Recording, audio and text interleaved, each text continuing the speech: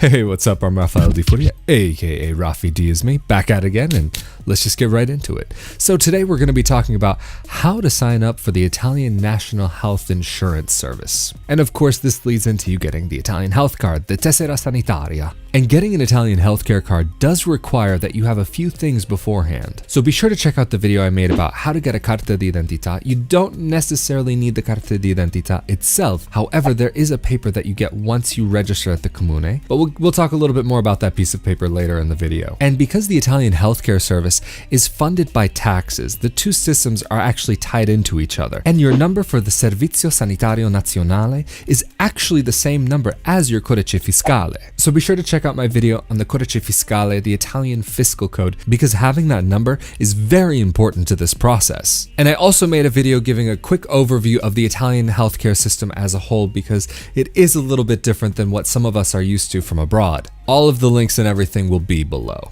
And of course, if you want to see more videos on these subjects, be sure that you're subscribed with the notification bell turned on. And if you could also give this video a like, I would really appreciate that because it does help the channel grow. But what is the Italian National Health Insurance Card and what's on it? This Tessera Sanitaria. Just like the Italian identity card, the health card can come in two forms.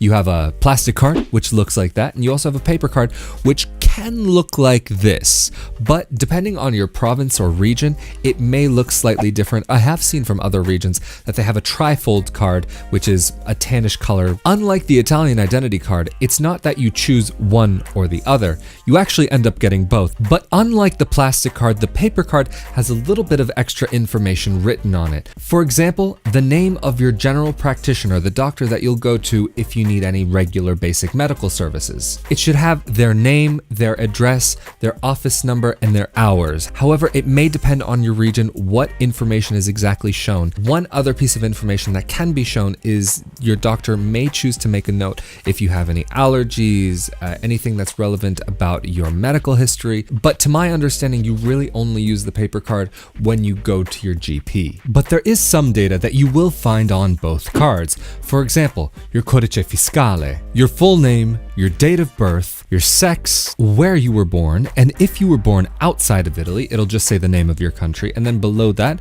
it will say the province. But again, if you were born outside of Italy, it'll just instead have a code for somebody who was born abroad. These cards are supposed to expire every 5 years. However, if you're here only with a residency permit or some sort of long-term visa, the expiration date may be the same date as the expiration date of your documents. But if you've gone through the whole Iure Sanguinis thing and you're an Italian citizen, it's pretty much never going to have an expiration date. Like for example, on my paper card, it says the date that it was issued, and then where it says for the expiration date, it just says unlimited. And then on the bottom right of the plastic card, you'll also find either the coat of arms or the flag for your province or region. And you'll notice also on the top right of the plastic card, you'll have the Italian flag and the European Union flag.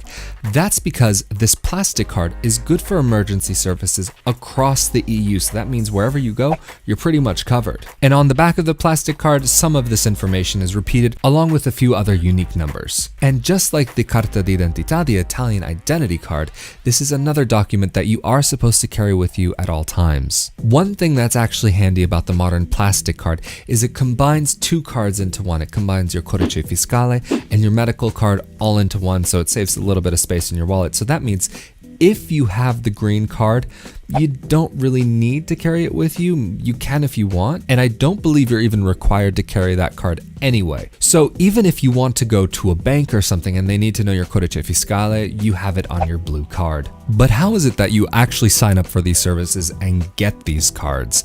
It's really not that difficult as long as you have all of the proper documents. And what I've heard for EU citizens is that you're supposed to sign up for the services here if you're planning to be here for more than 3 months. And regardless of where you're from, whether or not you'll actually need to pay into the system will depend on a few things. It'll depend on how you're legally staying here, what kind of visa, if you're a resident, how long you've been in the country, if you have a work contract, if you're unemployed, if you're registered with the unemployment services, and so on and so on. However, for students, as far as I know, you actually do need to pay. What I've heard is that for 1 year, it's about 90 something euro. And if you're just a regular adult who's here for whatever reason, I believe it's around 320 something euro. Those numbers could change at any time. So if you want to know how much everything costs, you'll need to speak directly with these agencies. So like I mentioned in my video about the Carta d'Identità, the Italian identity card, after you register with the comune, before you get the official check, what they're supposed to do is give you a piece of paper that says that you've registered with them and that you're basically a part of their community. They're not saying you're a part of their community yet, but it's good enough for what you'll need. And you take that piece of paper with you when you go and sign up for the national insurance. Of course, you'll also need passport or ID, and if applicable, residency permit and visas to be able to show. One thing that it seems they really want to know is that you have the legal right to the services and that you have the legal ability to be in the country. And if there's a time limit for how long you'll legally be able to be in the country, there will also be a time limit for how long you'll be covered by the services. Also, if you're employed and have a work contract, it's very important to bring that with you. They may want to see that. And if you're an EU citizen, I'm not totally sure how this part works, but you may need a document called an S1 form. So you may need to do a little extra digging on your own for that. But where do you actually go to sign up for the National Health Service? You'll need to go to an authority called the Azienda Sanitaria Locale. And this local health company is run by the province or the region or a combination of the two.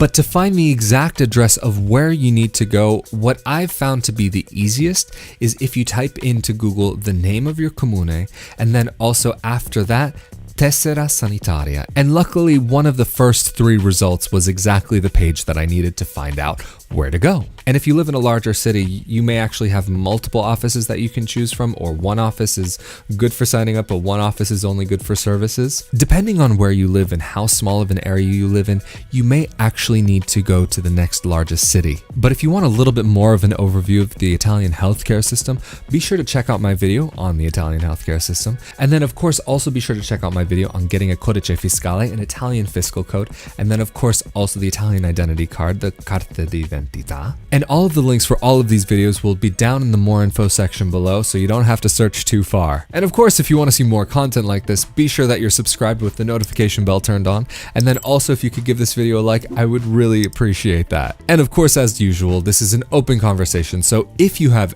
anything to add, any information, or if you have any questions, feel free to leave it down in the comment section below here on YouTube, and I'll try to get to it right away. Or if you have a question on another subject, feel free to leave it down there. And as always, I'm Rafael di Furia, aka Rafi D is me, and I'll see y'all next time.